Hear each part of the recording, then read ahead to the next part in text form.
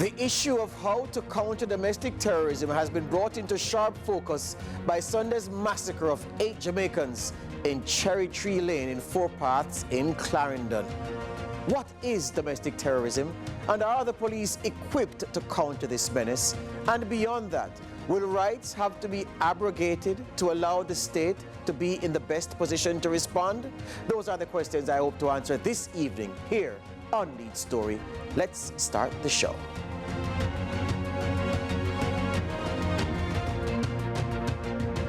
Good evening and welcome to Lead Story here on CVM TV. My name is George Davis. It is about 48 hours, well, approaching that point, where 8 people, including a 7-year-old boy, shut down in the streets of Cherry Tree Lane, a community in Four Paths, Clarendon, the Yorktown division in the Clarendon Municipal Corporation, and southwest Clarendon in terms of the political constituency. They were among about 17 people shot by gunmen, marauding gunmen in the community on Sunday night. And with that incident has brought a discussion about domestic terrorism and this new threat, if you can call it new, that the security forces and the state are facing against heavily armed gangsters, turbocharged and juiced up by the proceeds of crime and their capacity to wreak havoc in an instant. Is the state equipped to counter this threat from these heavily organized criminals? I've asked 2 gentlemen who are in the know from various perspectives to discuss this issue with me. The first of them, the Deputy Commissioner of Police in charge of crime, Fitz Bailey, and of course, Alexander Causwell. He's a National Security Fellow at the Caribbean Policy Research Institute, CAPRI. Alex, welcome to Lead Story. Thank you, George. Good to be with you. DCP Bailey, good evening, sir. Good evening, George. All right. First up, DCP, any updates based on where you are with that investigation? I know it's very, very early, but it's the obvious question I have to ask you because people watching our broadcast now want to know if there's any development in the investigation at this time. Well, let me put it this way. We are doing a round-the-clock investigation with regards to the unfortunate incident. We are making some progress, and I would say significant progress. And as we have promised the nation that we are going to bring closure to it, we will bring closure to it. And so we continue, the men and women are out there doing their work, looking at all the possibilities, following all the lines of inquiries. Today we had a case review and to look at what we have and where we want to go. And I am satisfied that we are making significant progress. Yes. There was an unfortunate incident earlier today, DCP, where what appeared to be intel from the police was irresponsibly placed in the public domain. Do you imagine that that will affect the police investigations in any way? It's really unfortunate, and we are aware of it, and we are doing our internal investigation to find out how such leak could have been made. We don't know the objective for it to have happened, but yes, it gives information that we would not want the public to be aware of, but we are still focused. We're not going to let that distract us from what we are doing. All right. So for Jamaicans now who watched that press conference with the Prime Minister at Jamaica House on Monday and hearing him describe what happened in Cherry Tree Lane as an act of terror, and heard, of course, suggestions that we're talking about a case of terrorism, an instance of terrorism. Is this a new threat that the police are going to have to knuckle down to grapple with going forward from the criminals that are running around in this country? Well, from where I sit, I've been around for a long while, and we have had some significant incidents, brutal act by criminals. I don't remember, if you can recall, that that Spanish Town Trinidad Park incident where Gravel Heights, to be precise, December 2010. Were murdered, and in a very brutal way. I think one of them was beheaded. Yes. That was a real brutal situation, and the challenge of violence has been around for a number of years, and I don't think we have addressed it the way it should be addressed. The legislative framework is very critical, believe that even in terms of how do we create designation, that I believe that we need legislation, whether we want to call it an organized crime or transnational organized crime act, where certain type designations can be given to a certain category of individuals and possibly offenses, which will give law enforcement, the security forces, a little more, what I would call, authority. Yes. To act in situations like these. I think in most developed countries, they do have those type of legislative framework where the government, maybe the prime minister, can invoke certain authority so that the security forces can act in a way that is consistent with the type of crimes or offenses that have been committed. Hear you on that, DCP. Hold it right there. Let's take a quick break and come right back. This is Lead Story here on CVM TV.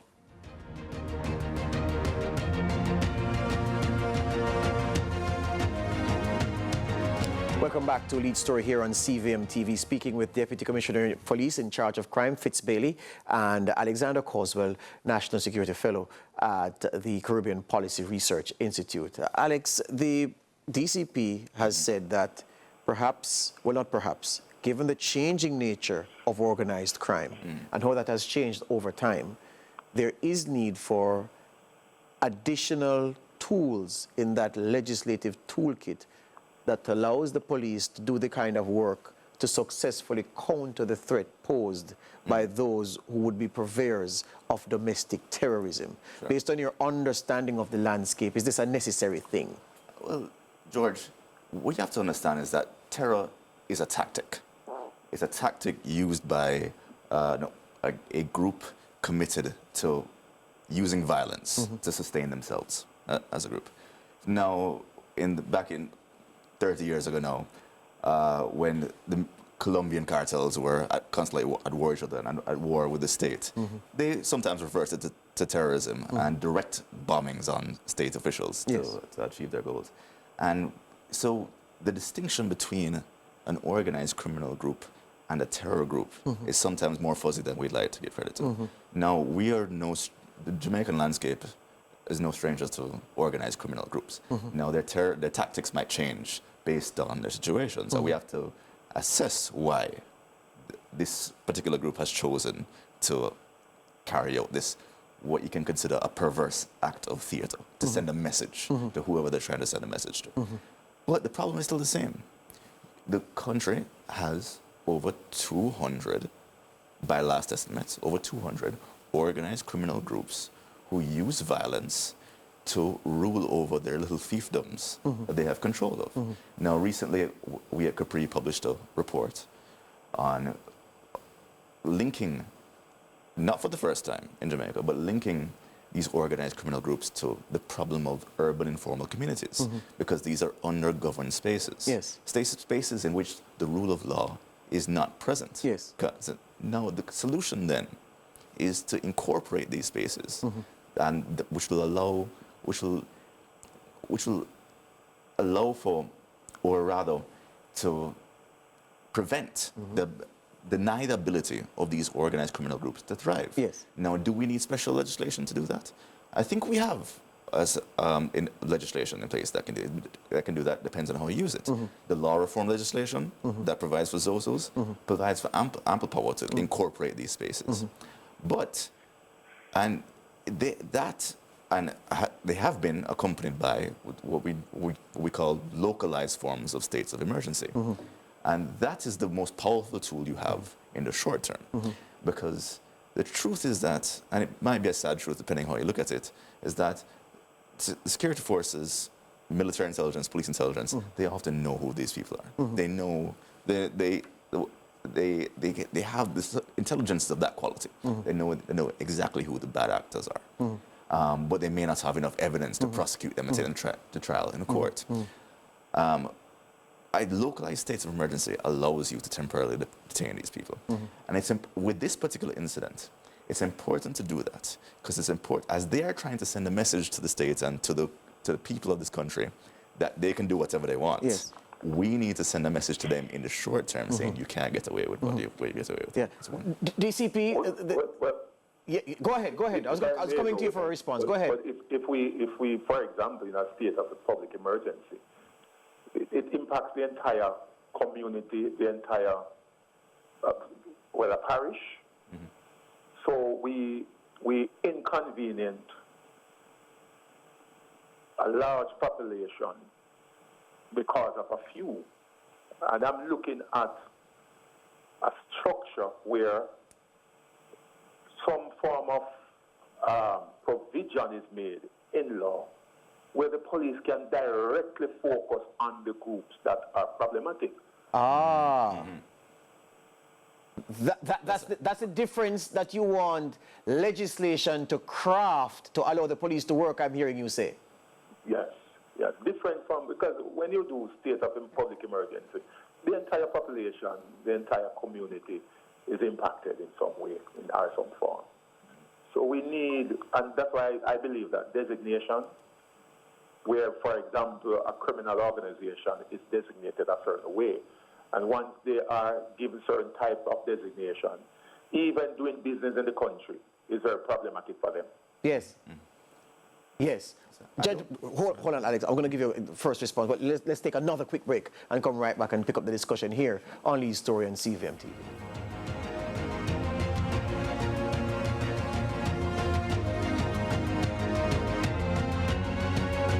We're talking about domestic terrorism here on Lead Story today in light of what happened on Sunday in Cherry Tree Lane, Four Paths, Clarendon. 8 Jamaicans, including a boy, massacred by marauding gunmen.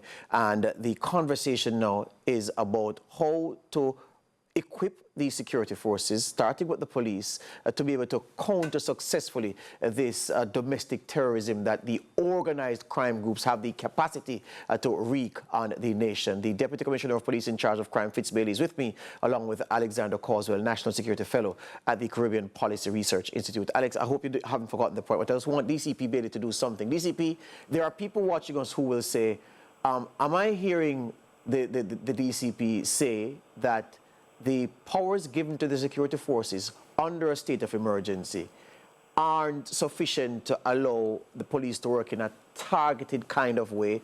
What does he mean by targeted kind of way? I want to put that to you for a practical example, if you may, to bring along the understanding of those watching us and trying to get with this, the point that you're making about legislative change. What I'm saying is that when, for instance, let's give a state of emergency is imposed for an entire parish. Yes. Every citizen in that parish is impacted some way by the state of emergency. Your movement, all of that restriction that comes with it. I am of the view that a legislative framework should be so created that the problematic groups can be designated. A designation is given to them. It gives the police authority to take a certain approach in terms of how we treat with them, in terms of investigation, and also not only them but their praxis, because one will argue that they can do something not in their name. So anyone that is linked and associated with them. So for example, they can't get a light bill in their name, they can't take out any utility bill, they can't own a driver's license, they can't have an account at the bank. Those are some of the things that I believe in terms of that designation, and it will give police extraordinary powers when we are treating with those individuals. That's the context I'm looking at it from.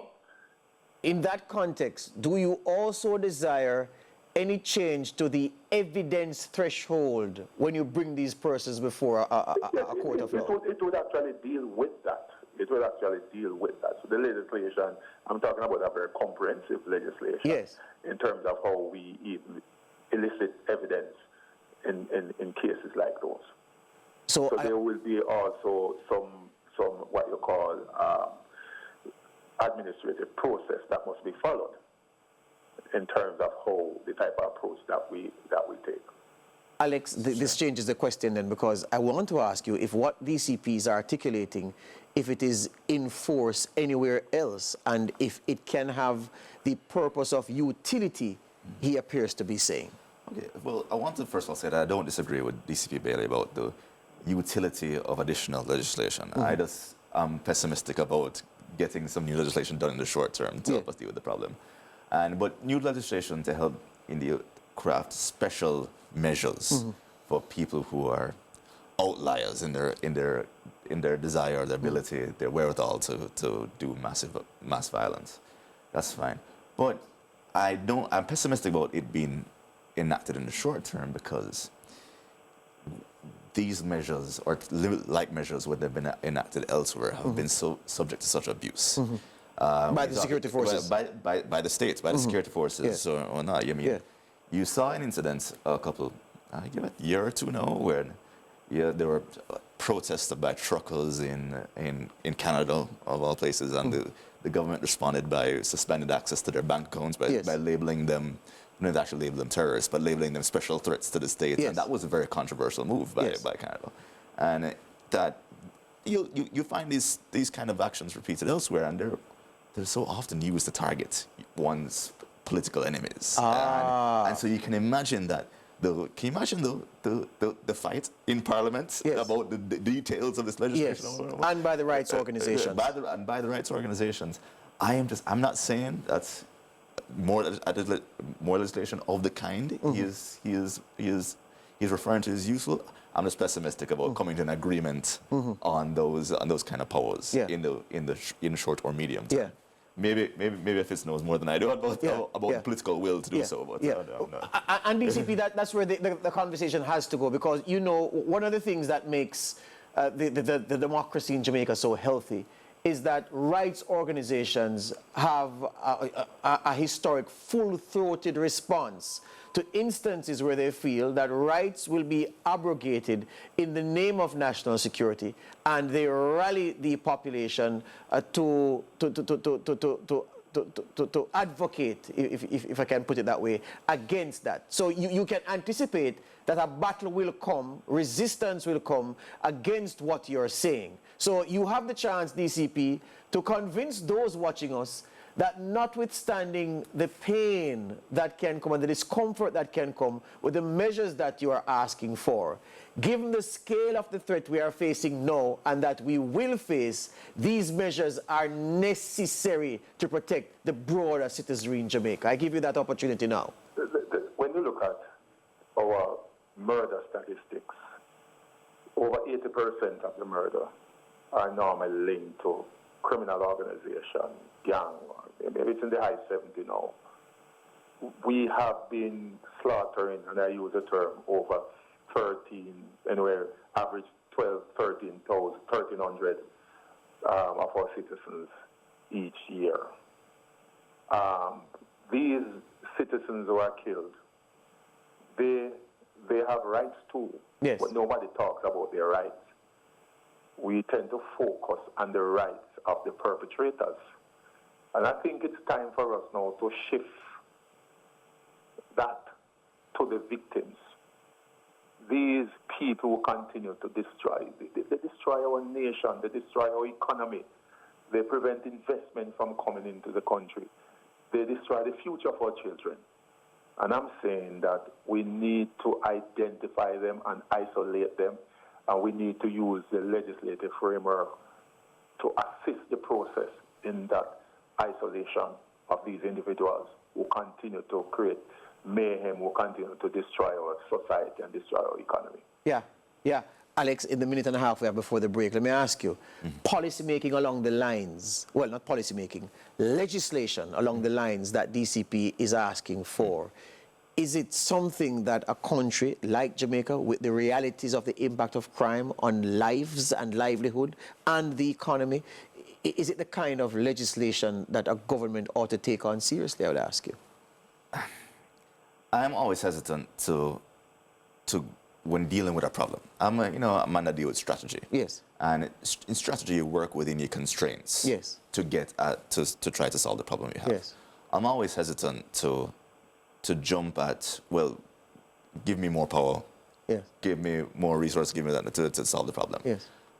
We have a lot of room now, legislative room, Yes. And resources allocated to the security forces to put a huge dent in the problem if we're smart about it. So I don't think we should just initially jump to more expansive legislation. We can do a lot with what we have now. The law reform legislation gives us a lot of power to really go a long way to solving the problem. And we need to make the most of that in the short term. And then if we do make the most of that and that's not enough, then we can take another step. Take another step in the future. But I think we can do a lot more with what we have now. Hear you on that. Let's take another break here. I'm giving you the right of response after this break, DCP. Just hold the line for us.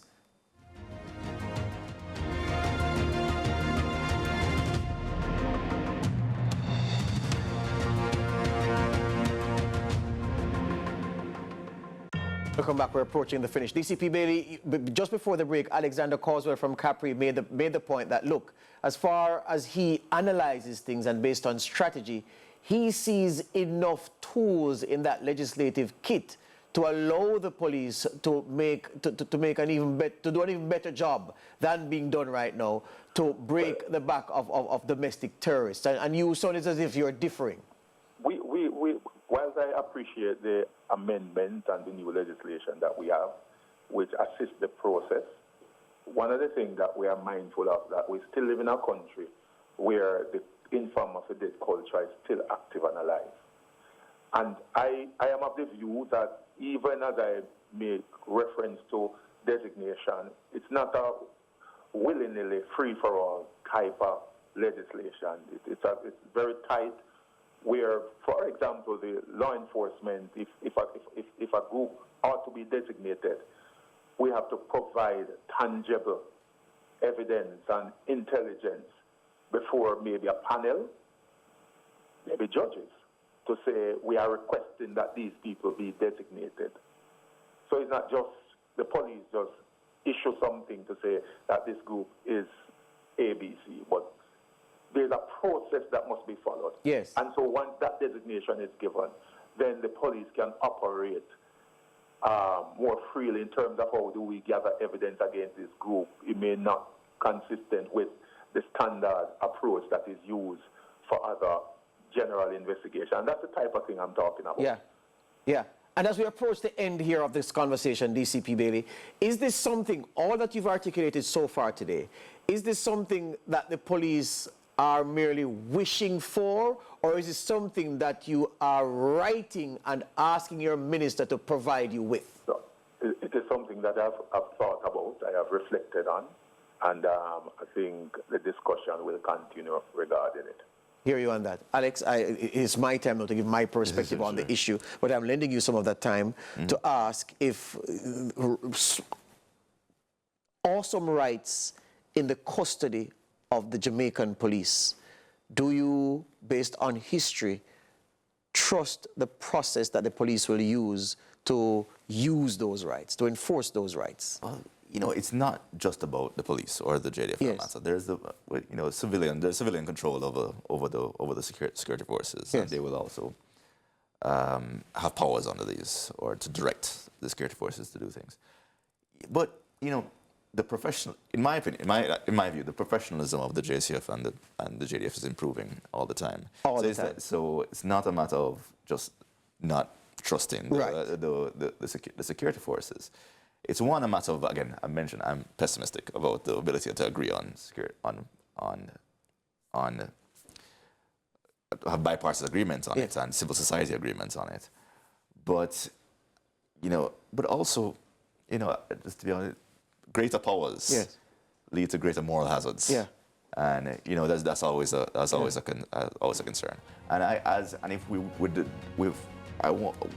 we should expect our policymakers and the security forces to be good strategists and be creative about solving the problem with the powers they have. Yeah, hear you on that. All I'll say is this: the criminals have no constraints. We have the constraints. We have to find a way to give ourselves more wiggle room to do more, to undo or to ward off the damage that they are trying to cause to society. DCP Bailey, thank you very much this evening. Alexander Causwell, thank you as well. We break for the news at 7 with Curlin and Stephen.